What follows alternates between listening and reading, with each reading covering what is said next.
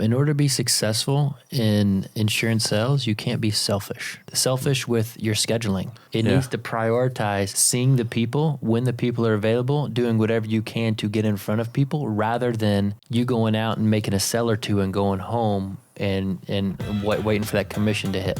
We can't be selfish in the effort when it comes to asking the right questions, getting to know who they are, who this would go to, who this would affect. Having an unselfish heart in that whole process is a game changer.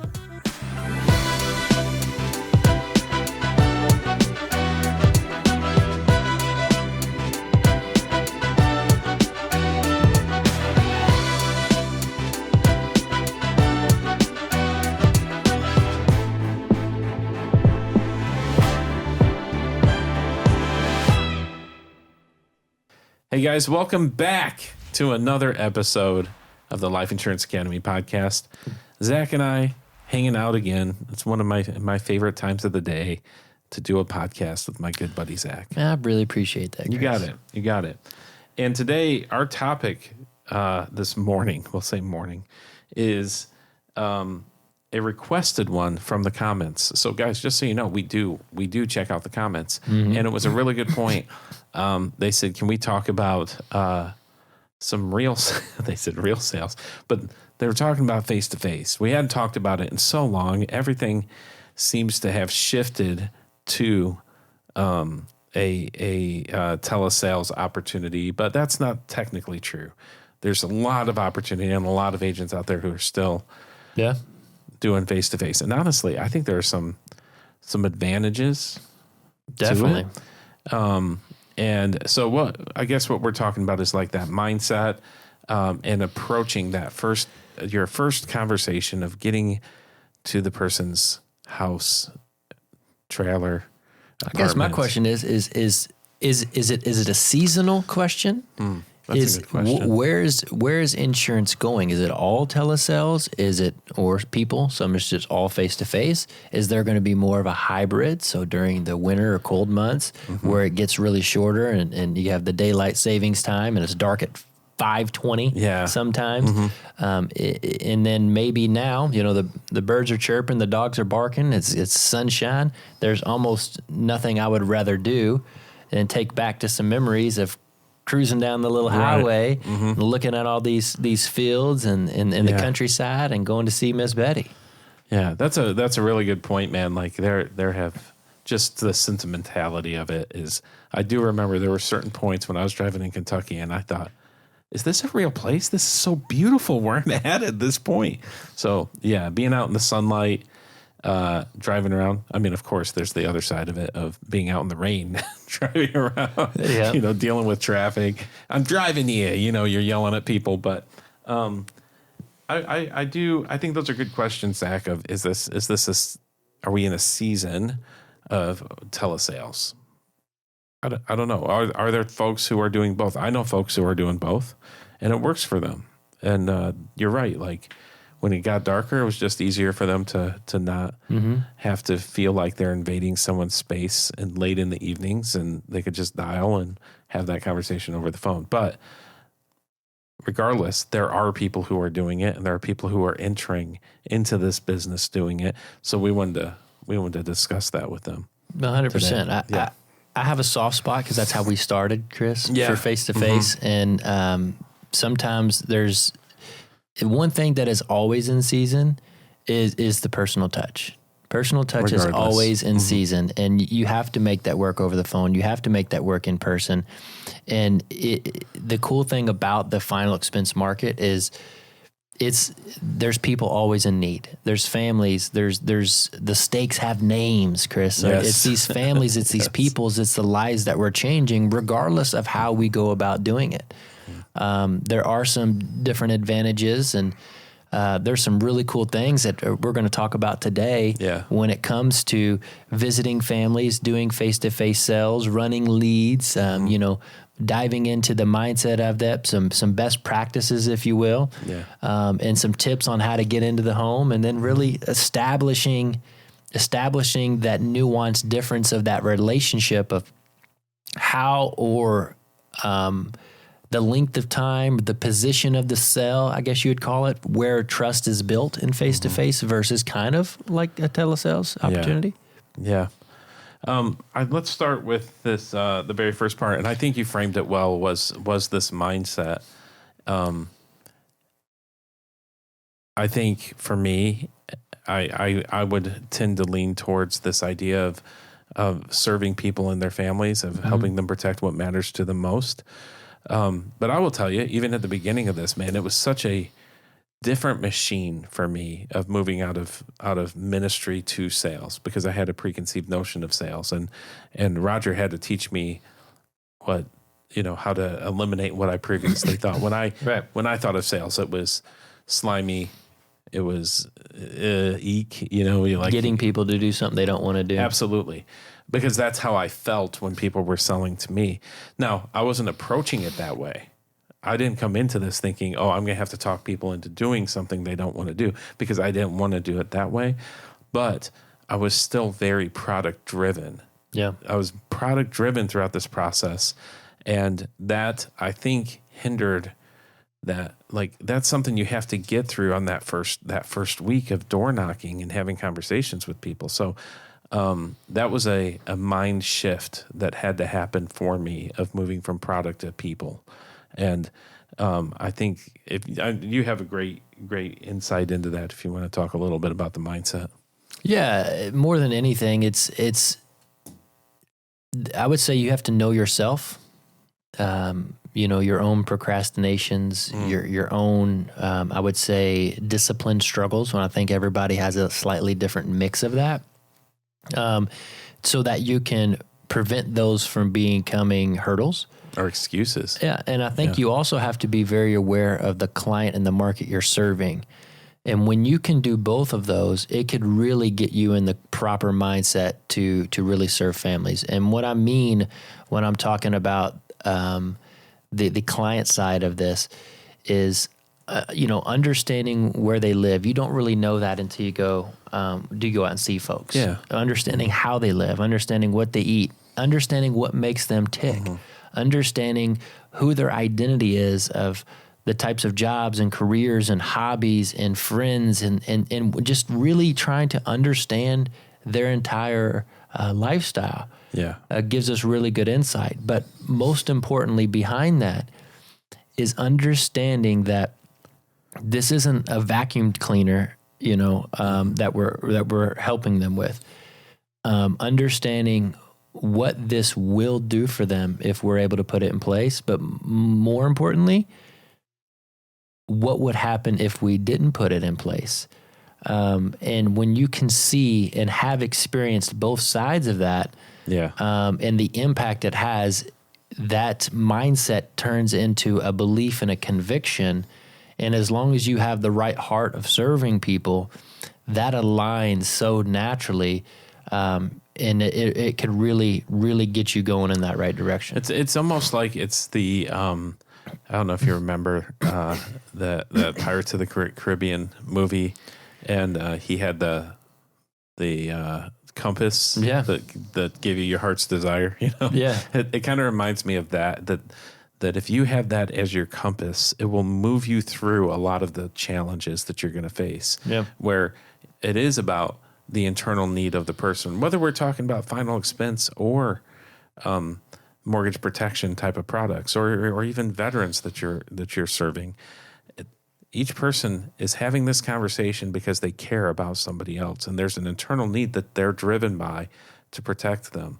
And if we can keep that front and center of our mindset, and I don't want to say eliminate the externally the obvious needs, and this will not only prepare us for the proper sales posture, but it also moves us in the right direction towards how we approach our work. I like that. That's good. I want to say something a little different there as well. In order to be successful in insurance sales, you can't be selfish. Yeah. And that covers a multitude of things. Selfish with your scheduling, right? It needs to prioritize seeing the people when the people are available, doing whatever you can to get in front of people, rather than you going out and making a sell or two and going home waiting for that commission to hit, right? Mm-hmm. You can't be selfish with your schedule in doing that. You can't be selfish with your effort. And that could be at the door, to where you're just trying to get in, and saying the minimum amount of words, or the trust building phase to where we're trying to either see if they are interested or not in the first 10 seconds, and then just kind of bulldogging through it. We can't be selfish in the effort when it comes to asking the right questions, getting to know who they are, who this would go to, who this would affect. Yes, you can still get applications and policies, but the likelihood of them sticking and staying on the books is a lot lower,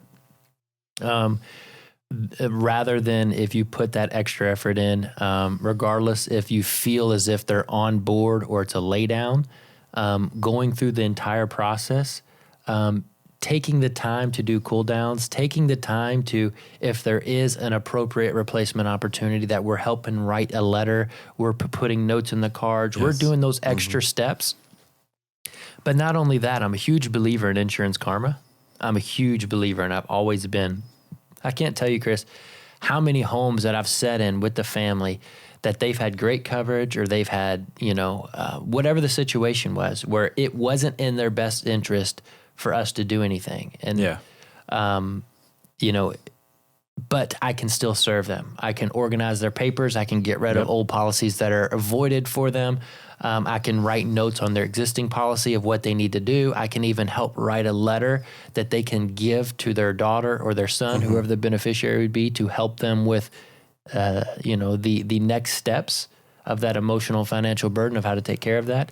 And that always pays back. It always pays back in tenfold by doing the right thing. So having an unselfish heart in that whole process is a game changer. Are you ready to launch your insurance career? Xcel Solutions is your go-to leader in life, accident, and health insurance pre-license training. Their cutting-edge e-learning platform is packed with rich content. Think interactive assessments, engaging videos, and customized learning paths, all tailored to your learning style. Being students ourselves, we've trusted Xcel now for years to deliver top-notch training, offering high pass rates. Their streamlined prep review courses and the exam simulator are really your secret weapons to nailing the state exam the very first time. Now, you thought it couldn't get any better. Well, it just did. Life Insurance Academy listeners, you receive an epic 50% discount, reducing the regular course fee from $199 to only $99. So, all you have to do is use partner code LIA at liapodcast.org/Xcel. Now, Xcel spells Xcel. So don't think about it any longer. Dive headfirst into your insurance career with Xcel Solutions' premier pre-license training with that exclusive 50% discount just for you. Get the code, get licensed, and excel in your insurance career.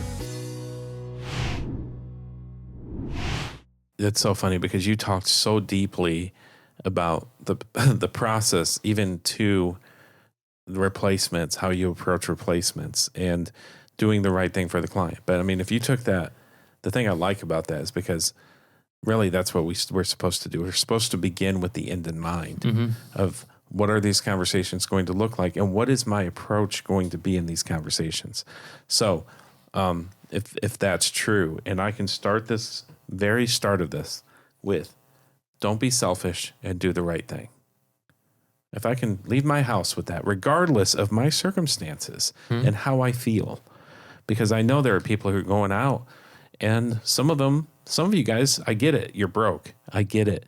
But it can't dictate how you treat people and this responsibility you have to meet a need. Yeah. Or otherwise, you need to find something else to do, honestly. If you can't leave your door at the very beginning and set aside everything that would cause you to take a shortcut of treating people right and not being selfish, you probably need to find something that is a little easier. Yeah. So, Have a great one. No, I'm just kidding. We won't land there, but I like this idea of the mindset, beginning with the end in mind of how you're going to treat people and letting that be your guide. But you also mentioned not being selfish with your scheduling and getting ready. And you're one of the most disciplined people I know. I know you, when you started your day, it didn't start on Monday. It started before then. Every time. Yeah. And how you were leaving your house and being disciplined, ready to go, even to the point of mapping out your leads, if you want to talk about that for a moment. Well, I think the hardest thing to do is to overcome your own struggles, and you know what your weaknesses are, right? The easiest thing to do is to not make those big hurdles, to make them little tiny speed bumps. So it's prep work, right? Mm-hmm. It's printing out your leads, even the Friday before or whenever the case may be. It's going ahead and getting all of those routed and organized so you don't have to wake up Monday morning and try to plug those in. Mm-hmm. I even went a step further, and I would buy 2 of everything, right? All the toiletries, everything I needed, because I wanted to make sure my bag was literally in the car if I was going to be out of town or staying in an area to maximize my schedule, which means I would stay in a hotel for a couple nights to see as many folks as I can in that area, is I would have the bag in the car. I would have all of the extra applications that I would need. Back at the time, it was paper apps, but or I would have marketing supplies, battery folders, chargers like for stuff. Whatever I needed to do for portable battery chargers for an iPad. I would have everything lined out. I would have the car gassed up. I mean, I'm talking about ready to go, because we know Monday hits hard, right? Yeah. We don't want to be rolling out of bed Monday, tired, exhausted, not feeling well, and then you have a laundry list of things you need to do before you hit the road. That's the worst thing that can happen. Monday still hit hard, but I barely had to do anything. It was shower, clothes, and literally everything's already in the car. It's not that I had my bag here. And you didn't have to make a decision. I didn't have to make a decision. Right. I didn't have to brush my teeth, and then I put the toiletries in the bag, and then take the bag to the car, because I knew that would have been an issue too. Like, just go ahead and get it taken care of, so you can hit the thing and rolling. Because the hardest thing to do is to get in the car. But once you're in market, you forget everything, and you're so glad you were there early, on time, to maximize Monday. And it's if that's not happening on a regular basis, you're losing so much time. You don't even realize how much time you're losing. I mean, you eat an hour into Monday. I mean, most people they are coming home, so your Tuesday has to be Monday.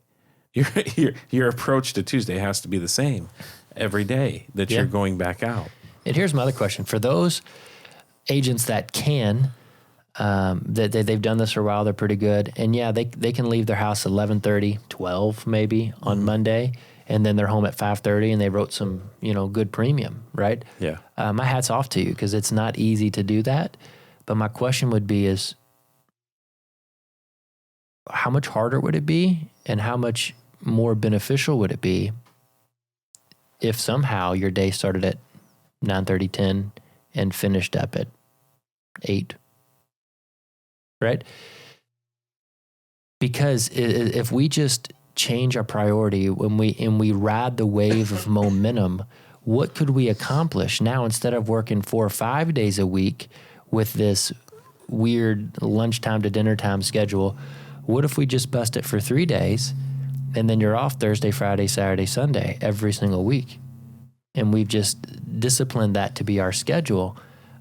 Because I think it's a lot easier to continue to maximize the day and time that you're out there. Number one, it's less travel time. Number two, it's less gas. Yeah. Right? Yeah. Number three, you're already in the market, and you have fresh leads, fresh opportunity, referral opportunities, relationships being built and established. I think you could really maximize your efficiency by doing that. It's interesting when I do hear there are folks who can do that, like you said. Hats off to them. But my questions are: what do you want? Are you willing to do the work, or how much does it cost? Are you willing to do the work? Like, if you're frustrated about where you are in your life and your income level, you can change that like that. Yep. And starting at 9:00, I mean, getting in the field at 12 versus 9, that's 3 hours. If you're doing that 3 hours a day, that's 9 hours additional. Not to mention, Chris, in today's and nowadays society, like we could do EAPs on Sundays, Tuesdays. Like previous, we had to do like specific phone interviews, and they had to be open. There was time frames. Yeah, it's fair. You could write a policy at any time to anyone. And also, if like for me, I was a big believer in prime time. It was, if your last door knock 8:30, I was a believer in it, even if it was weird sometimes. And the reason being is if you're just working from 12 to 5, most of your leads are probably home from 9 to 11 and also from 6 to 8:30. That's 100% fact. You're missing most of the people. It's like going fishing, right? Right. Oh, almost identical. It is. Like from what I hear, because I never catch anything. But. Yeah, so they call it fishing and not catching. But if you get out there, I always believed a couple rules. Out of a batch of 15 to 20 leads, you're going to have one big one in there. You don't know who it is. You don't know where it's going to come. If you put in the work and effort to find that timing and you are diligent in the home and asking good questions and uncovering opportunities, you're going to find a big opportunity in every single batch. I believe that. I did it for years. The other thing I know it to be a fact is if you get out there, you're going to get an app every time, because you catch people right after their coffee, right after they woken up. Like you said, they're not doing anything from that like 9:30 to 11:30 time frame, right? You can always get an app right there. Yeah. And then if they are going to do anything for the day, right? They're going to go see their friend. They're going to run their one errand, their doctor's appointment. Doctor's appointment that takes all day. Exactly. But it's going to be around that noon time, that noon to 3. And then prime time 4 to 8, 4 to 9, you're easily going to get an app in there, at least one, sometimes 2 or 3. My challenge was if I knew I was getting an app in the morning, I knew I was getting an app in the evening. It was clockwork. I was trying to see if I can steal one in midday, or at least steal one.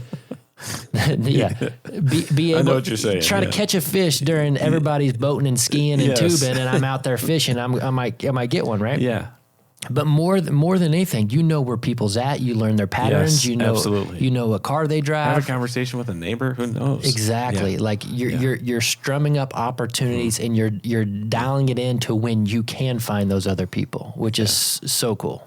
But the agent who's doing this, and they're doing this on the regular basis, and they do it, they try it one time, they don't get it, and they get frustrated. They try it 2 times, they don't get it, they're frustrated.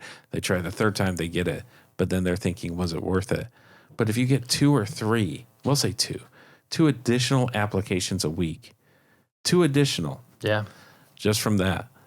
And actually, I think you'd get way more, because you're hitting the prime opportunities when people are home the most. You're working, if you're just working 12 to 5, you're working in the least ideal opportunities to catch people. I mean, Chris, even the additional 2 a week, and I'm talking maybe 2 a day. Yeah, because you're absolutely right. Yeah, maybe 2 a day. But if we talk 2 a week, you're talking average AP 700-800 AP. You're talking about extra 1,600. Extra 1,600-1,800. But let's just say, advancing, whatever, a little bit falls off here and there. Let's just conservatively say an extra 1,000 a week. That's an extra $50,000 in income. Right. That is that right there is an extra $50,000 in income. You're welcome. But I'm welcome. A strong believer. There's 3 apps a day minimum, easy. Let's do this. I hope you guys hear this, and I hope it brings value, and I hope you try it. Try it but when I say try it for a month. Commit to it for a month, and I promise you'll see something from it, the results. Let's do this, Zach. We only have a few minutes left.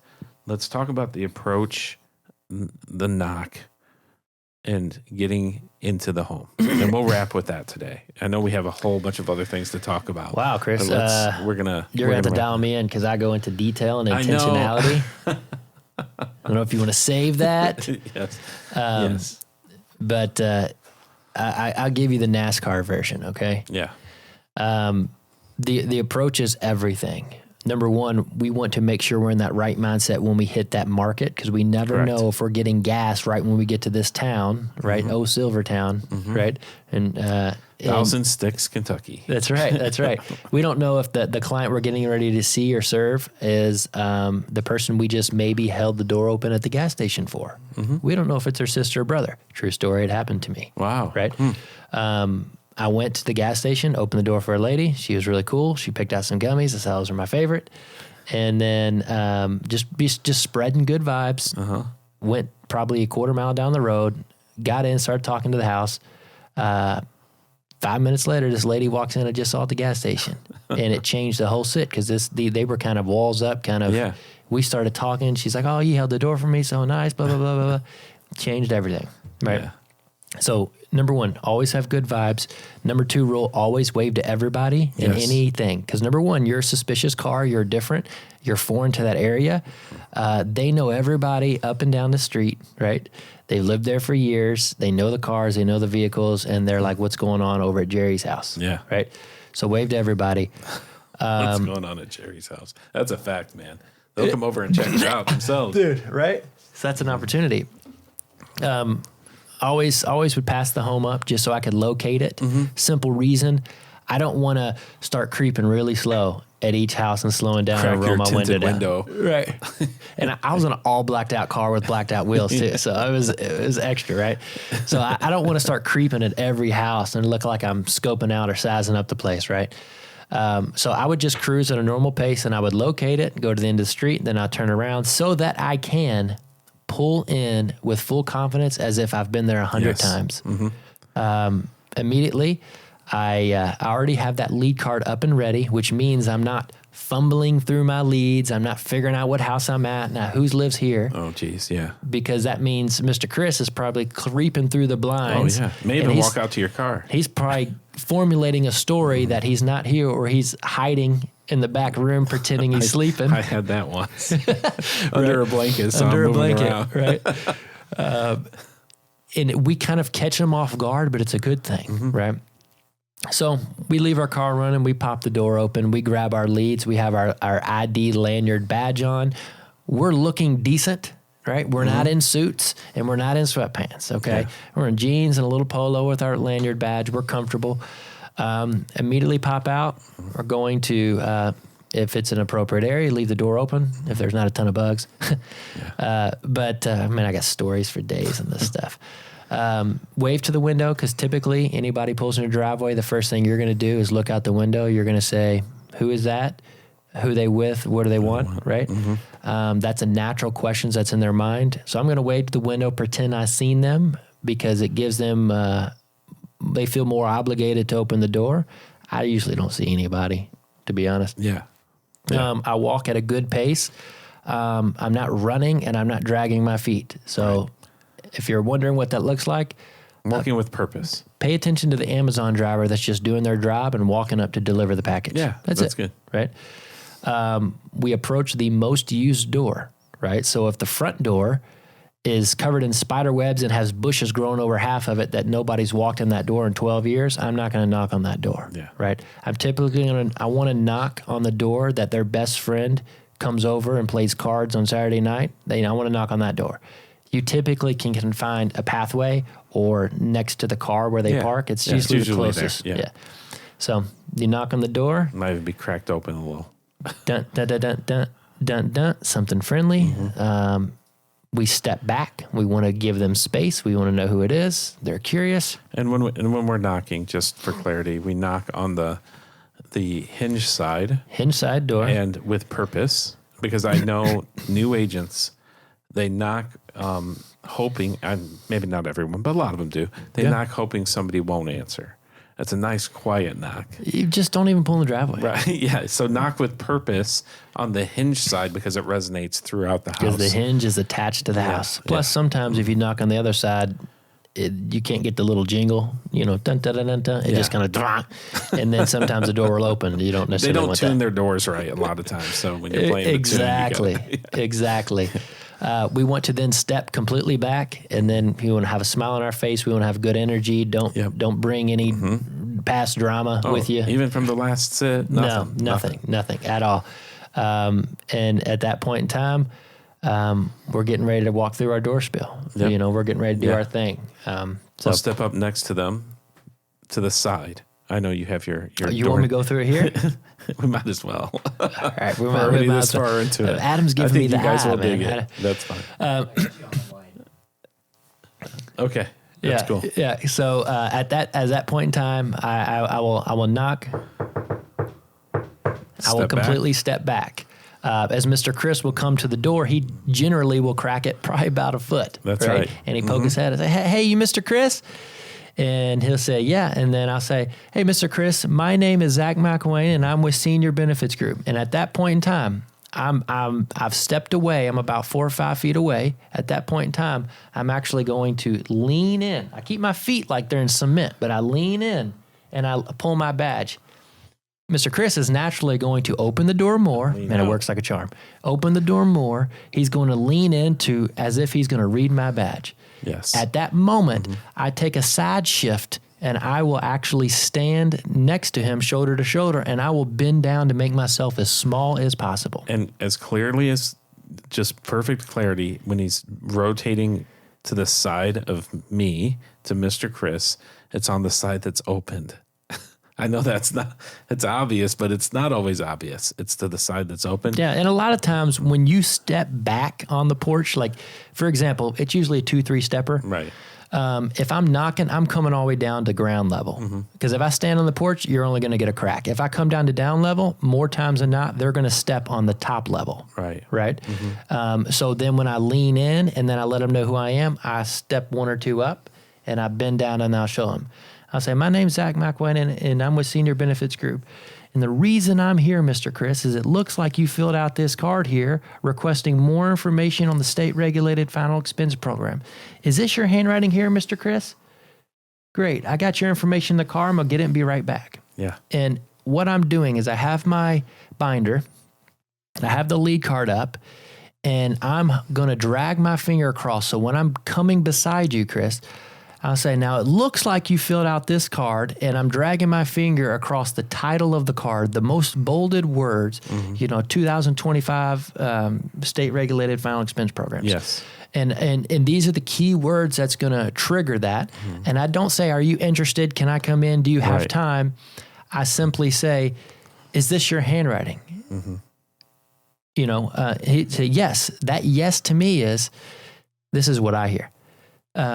Yes, Mr. Zach, that is my handwriting, and I would absolutely love if you got your information, turned your car off, and came and talked down to me and my wife and I and walked us through this presentation, because we are really interested and we're scared to death and we don't know how to take care of our family if we were to pass away. But if you could teach us everything, get us signed up for a policy, we would greatly appreciate it.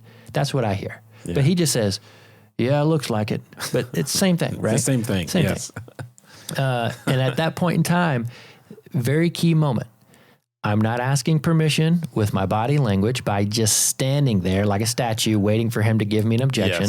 Yes. And I'm not asking for permission verbally either. Yeah.